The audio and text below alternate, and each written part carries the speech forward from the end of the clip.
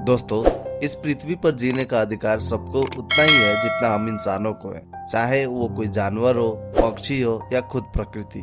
लेकिन कई बार हम इंसान पृथ्वी को सिर्फ हमारा अकेले का घर समझ लेते हैं। हम इंसानों की कुछ गतिविधियां जैसे जंगल का विनाश, प्रदूषण और शिकार की वजह से हजारों सालों से रह रहे कुछ पंछी के प्रजाति विलुप्त हो चुके हैं और कुछ विलुप्त होने के कगार पर है।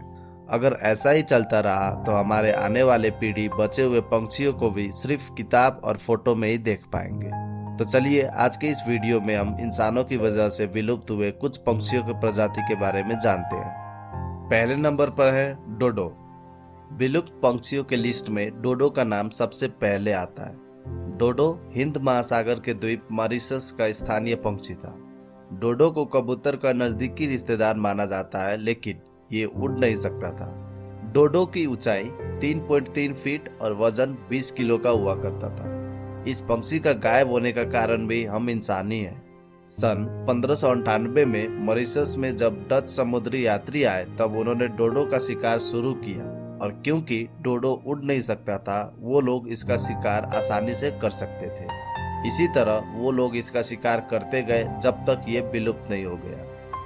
दूसरी नंबर पर है कैरोलिना पैराकीट।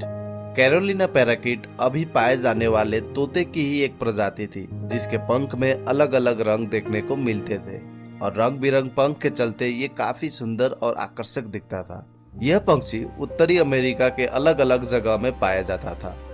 महिलाओं के हैट बनाने के लिए इस पंछी का शिकार बड़ी मात्रा में किया जाने लगा, जिसके कारण इसकी संख्या लगातार कम होने लगी और 1918 में अमेरिका के सिनसिनाटी चिड़ियाखाना में आखिरी कैरोलिना पैराकीट की मौत हो गई। कुछ सालों बाद 1939 में इस पंछी को विलुप्त पंछी के रूप में घोषणा कर दिया गया।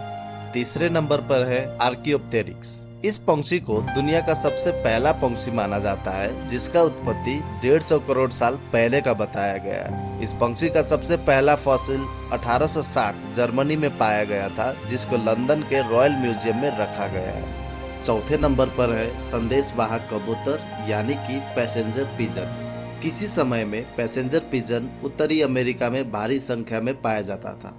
यह कबूतर आज के समय में मौजूद कबूतर जैसे ही थे, लेकिन फर्क इतना ही था कि पैसेंजर कबूतर के रंग और साइज थोड़ा अलग था। यह कबूतर उत्तरी अमेरिका के जंगलों में पाया जाता था।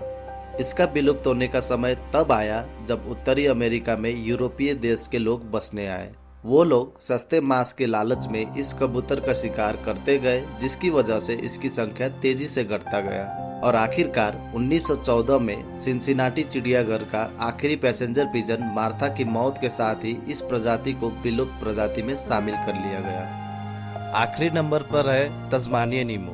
तस्मानियन ईमू आज के ईमू पंछी का ही एक प्रजाति में से था। यह पक्षी ऑस्ट्रेलिया के तस्मानिया आइलैंड पे भारी संख्या में पाया जाता था। यह पक्षी भी आज के ईमू की तरह उड़ नहीं सकते थे। फसल को नष्ट करने वाला पक्षी मानकर उस आइलैंड के किसान इस पक्षी का शिकार करने लगे और धीरे धीरे सारे तस्मानियन ईमू मार डाले गए, जिसके बाद ये पक्षी भी विलुप्त हो गया। तो दोस्तों, आज का ये वीडियो आपको कैसा लगा अपनी राय कमेंट करके जरूर बताएं और ऐसे ही रोचक जानकारी पाने के लिए चैनल को सब्सक्राइब जरूर कर ले।